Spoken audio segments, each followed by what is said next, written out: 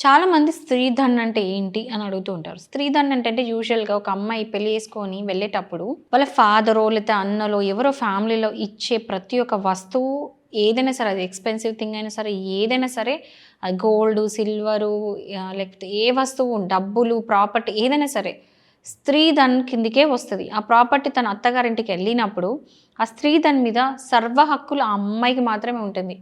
ఒక్కసారి ఇచ్చేసిన తర్వాత ఈవెన్ పేరెంట్స్‌కి, ఆ రిలేటివ్స్‌కి, బ్రదర్స్‌కి కూడా దాని మీద హక్కు ఉండదు.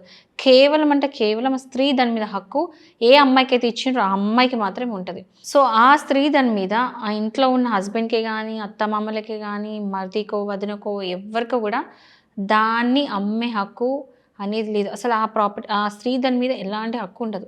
ఏ అమ్మాయి అయితే ఇచ్చారో ఆ అమ్మాయికి మాత్రమే స్త్రీ దాని మీద ఉంటుంది. లైఫ్ లాంగ్ తను చచ్చేంత వరకు గూడా ఆ అమ్మాయికే ఉంటది.